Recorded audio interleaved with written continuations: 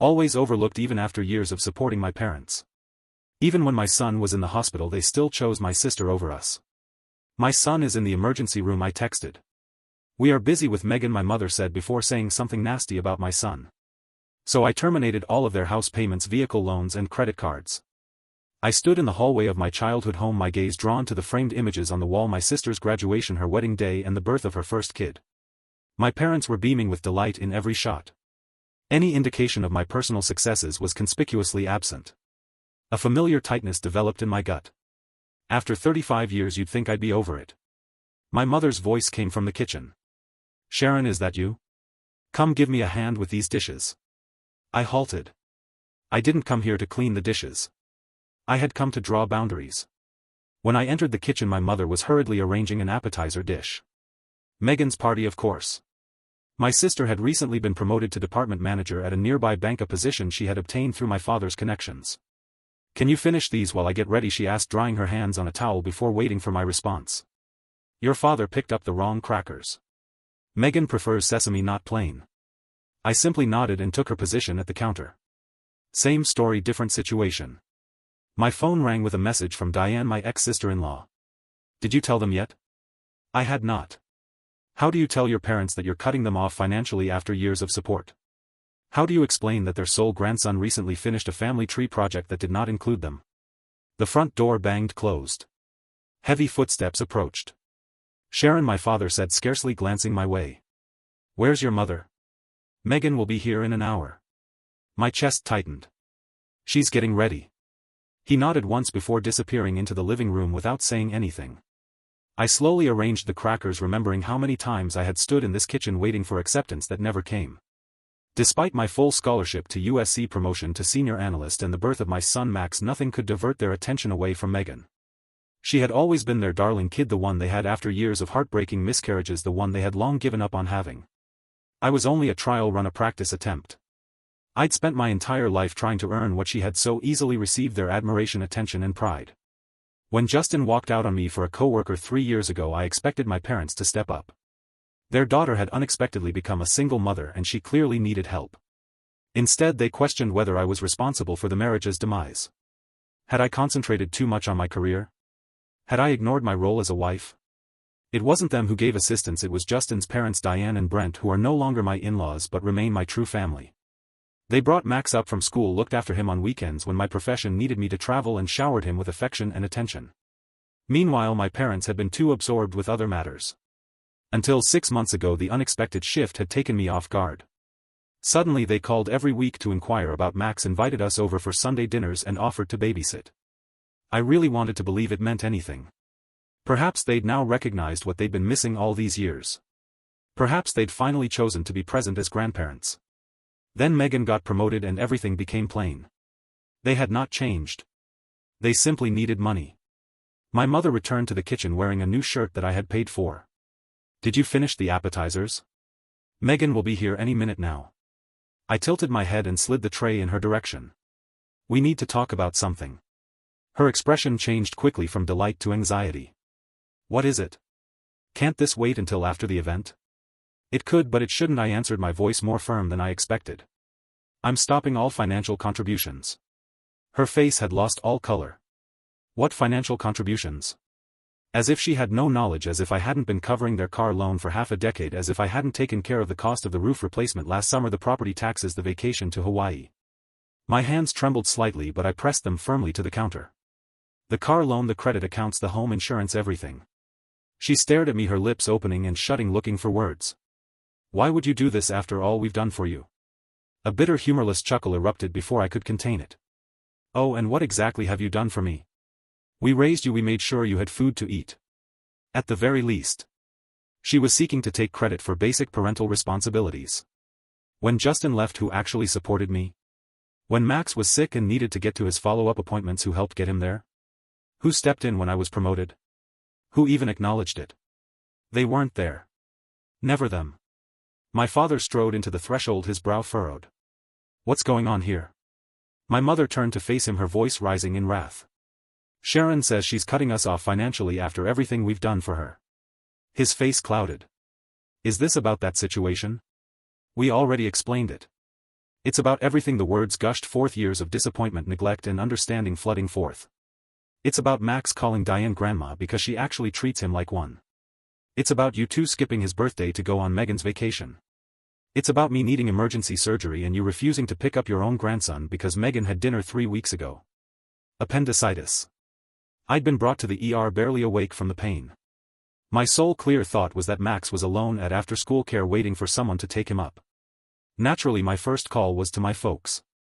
"We're at Megan's promotion dinner," my mother replied, displeasure pouring from her voice. "Can his father get him?" Justin was visiting Seattle with his new bride. I could scarcely communicate through the anguish. "Well, we can't leave now." Megan would be devastated. Then came the ultimate blow. "He's just so much work, sometimes a burden. My child, their grandson, is a nuisance." Diane, on the other hand, had responded very instantly. She dropped everything. She not only picked up Max but also stayed with me in the hospital overnight, rearranging waiting room chairs to build a makeshift bed where he might sleep. That was the moment when I realized the difference between responsibility and love, blood and actual family. My father's voice brought me back into the present. "You're overreacting. We couldn't leave Megan's dinner. You know how much it meant to her. More important than their grandchild being alone and scared? More important than their daughter's hasty surgery?" "I'm done," I said quietly but firmly. "No more financial support, no more pretending. You don't get to use me when it benefits you and discard me when it doesn't." My mother's face crumpled, not with regret but with calculating. "The car payment is due in a few days and your father's medication. Megan's new pay could cover it, or they could finally tap into their retirement savings which they had been hoarding while I was financing their lifestyle. Not my responsibility anymore." The front door opened and Megan's cheery voice boomed out. "Mom, Dad, I brought champagne." That was my cue to depart. I grabbed my purse off the countertop. "Sharon, wait," my mother pleaded in despair. "You can't do this to us." But I could and was. I passed past Megan in the corridor, noticing the look of perplexity on her face. "Sharon, I didn't know you were coming to my celebration." I wasn't. I had only come to withdraw my final emotional investment, the last traces of care for people who had never truly seen me. "Congratulations on the promotion," I remarked, sincere in tone. Megan's accomplishments had never been the issue. The real difficulty had always been our parents' refusal to accept both of their children. Her expression flickered with apprehension. "Thanks. Are you heading out already?" I gave a quick nod, refusing to rely on my voice any longer. Allow them to explain themselves and let them deal with the consequences of their own actions. The ride home was weird, like drifting through a haze. Tears welled up, but they were not from grief but from relief. The weight I'd carried for years, continually searching for unconditional love, had finally been removed. Max was at Sharon's home. My previous mother-in-law had sent me images of him covered in baking flour, genuine joy mirrored in his eyes and happiness in every shot. Love genuine and unvarnished. Family isn't about responsibility or shared blood. It's about the people that stay, the ones who accept you for who you are. 3 months went by. No phone calls or manipulative messaging, absolute quiet. Then on an ordinary Tuesday afternoon my phone screen displayed my mother's name. My finger hovered above the decline button, but curiosity prevailed. I picked it up. "Sharon," she said in a stiff tone, her words carefully chosen. "We need to talk about this situation." "The situation refers to their financial difficulties without my support. There's nothing left to discuss." A beat of quiet. Then her voice dripped with contempt. "Megan refuses to help us, saying we need to learn how to handle our own expenses." The venom in her tone was unmistakable. "The car was taken away yesterday and the mortgage is 2 months late." "Not my concern, not anymore." "I'm sorry to hear that," I said. And a little part of me was because I was raised to feel that their comfort and well-being were my responsibility. "You can't just leave us like this. We're your parents." The link is biological, not emotional. They had never fulfilled their responsibilities as parents in the ways that mattered. "I have to go. Max has soccer practice." "Karen, don't." I terminated the conversation and blocked the number. Across the kitchen Max was working on his school assignment, a family tree. "How's it going, kiddo?" I inquired, leaning in. At the top he had sketched Sharon and Brent, labeled Grandma and Grandpa. Below them Mom and Dad were written under mine and Justin's names, and at the bottom himself. "There is no Megan, nor are there maternal grandparents." I carefully questioned, "Is this everyone in our family?" He nodded with confidence. "These are the ones who love us." Simple, profound and true. That night after Max had fallen asleep I sat on the back porch with a glass of wine. A gentle breeze swept on my skin as I considered inheritance. Not cash or property but the emotional heritage carried down through generations, the concepts taught in us about love, value and relationships. My parents had inherited their own traumas, their mistaken belief that love had to be earned and that children were obliged to their parents rather than cherished by them. But cycles do not have to reoccur. Patterns can be rewritten. Max would inherit something different from me. The unshakable belief that love is not a transaction, that family is chosen, and that the most essential thing is simply being present. Sharon's phone vibrated with a message. Brian's making his famous chili this Sunday. Are you and Max coming? I smiled as I replied back. Wouldn't miss it. This was my legacy now. No shame, no responsibility, just choice, connection and love given freely and totally. For the first time in my life I felt fully abundant in what really mattered. Looking back I could see the pattern clearly. The persistent pursuit, the never-ending fight, the frantic want to be acknowledged. My sense of value has always been assessed in terms of their validation or lack thereof. Every milestone had been a silent request. Notice me, care about me and acknowledge me. My childhood room's walls had originally been covered with academic diplomas, spelling bee medals and math competition trophies, all of which had accumulated dust while my parents joyfully attended Megan's soccer matches, dancing performances and mundane school functions. When I was accepted to USC on a full scholarship my father simply sneered at the letter of admission. California? That's too far away. And who is supposed to assist your mother with the household? Not you, Megan. She was too focused on being the center of their universe. I left anyway. I worked my way through graduate school, developed a job in finance and became self-sufficient. Then I met Justin, charismatic, confident Justin who had a loving glance and the inexplicable capacity to make me feel like the most important person in any situation. His family immediately welcomed me. Holiday gatherings where my opinions were valued, weekend cookouts where my ideas were heard.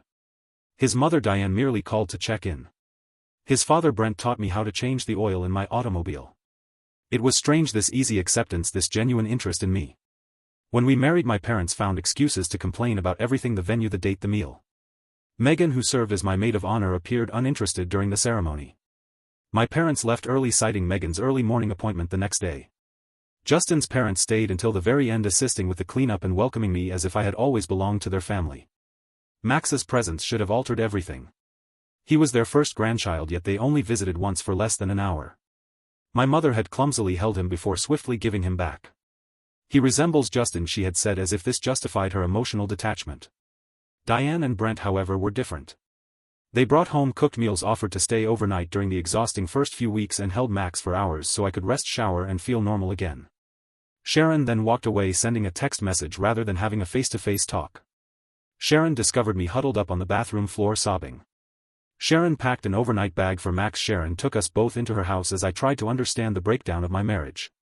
How did my folks respond? A single telephone call. My mother's tone had been uncomfortably near to satisfaction. Men don't appreciate women who prioritize their careers. I warned you. As if my drive had been the fault, as if I had somehow deserved to be left behind. The divorce was painful. Justin fought for financial assets but showed little interest in custody. He sought independence from duty. Sharon and Brian were stuck in the middle, divided between their love for their son and their displeasure with his decisions. You're still family, Brian had assured me with unflinching confidence. That doesn't change. Mark is our grandson. You're his mother. The equation is simple. But unfathomable to my own parents. As legal fees piled up, single parenthood, full-time employment and the stress of court hearings became too much, I ultimately turned to them. I asked for aid only temporarily until things steadied. My father reluctantly wrote a check, small and begrudging. Don't rely on this. We're not a financial institution. However, when their own vehicle broke down the following month, they contacted us quickly. Can you cover this? Just this once, just until we're back on track. That one time turned into countless times. Their demands grew, my limits dwindled, and deep inside I held onto a stupid silent dream that if I simply gave enough, sacrificed enough, they would finally care about me the way they cared about Megan. Pathetic, transparent and desperate, but I couldn't stop. Not until the crisis, not until he's such a burden, did I finally see the truth. It had never been love.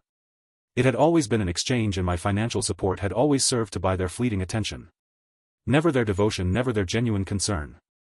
That understanding split something deep within me, yet it also provided me with release. I no longer needed to prove that I was worthy of love. I already had it from Max, Sharon and Brian, from friends who truly cared, colleagues who respected me and the family I had created rather than the one I was born into. 1 week after leaving my parents' house my phone rang and Megan's name flashed across the screen, an uncommon event. We only communicated about twice a year and our conversations were courteous but disconnected. "What did you say to Mom and Dad?" Her tone was angry and defensive. "They're spiraling over money." My reply was simple. "No more financial aid, no more enabling. They have their precious favorite, she can step up now." The stillness from her end had been awful. "They think you're being cruel, that you're getting revenge for the past." But was it really cruel to stop emptying myself for their sake? Was it actually vengeance to finally hold them responsible for years of emotional neglect? "I'm not punishing anyone," I had said. "I'm simply finished pretending." Megan had sighed, a sound both tired and familiar. "They're never going to change, you know. They've always been like this." We made a rare acknowledgement, a common knowledge of the roles we'd been assigned before we even had a choice. Her as the cherished one, me as the disregarded. "I know they won't change," I responded. "But I have." Another pause. Then, "Good for you." 2 simple words, but perhaps the most genuine thing she'd spoken to me in years. After we hung up I thought about Megan's reality. Did she feel their expectations in a different way? Did being the preferred child impose its own invisible burdens? It didn't excuse her role in my marginalization, but it did help me understand why she did. We were both cast in roles that we had never consented to perform. Months after cutting financial links I finally understood what true freedom entailed, not just freedom from responsibility but also freedom from seeking acceptance from people who were incapable of providing it. My worth had never been determined by their recognition, my value had never been linked to their acceptance. I had always been enough. They just didn't see it. Mark ran into the kitchen, interrupting my thoughts. "Mom, Grandma Sharon says she's making spaghetti tonight. Can we go now?" Grandma Sharon, a title gained not by blood but by love, presence and a million small acts of kindness. "Of course, buddy, grab your shoes." As he sprinted toward the door a great sensation of gratitude washed over me for this bright, resilient youngster, for the family we had built out of choice rather than duty, and for the profound wisdom that had arisen from struggle. Sometimes the most significant lessons come from what we learn through pain, the desire to break cycles, be better and create something new. My parents had shown me the type of mother and human I refused to become. And for that, weirdly, I felt grateful.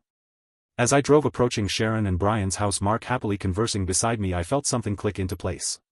The journey from craving for acceptance to finding peace, from seeking affirmation in others to finding it inside myself, had come full circle. I'd been carrying the weight of inheritance, emotional debts, ingrained routines and suffocating expectations for far too long. But I'd finally let them go. And what was left was lighter, purer and completely mine. Family, love, belonging, not in transactions, not duties, not desperate attempts to establish my worth. But it was a purposeful and intentional choice based on the peaceful assurance that I was finally where I was supposed to be.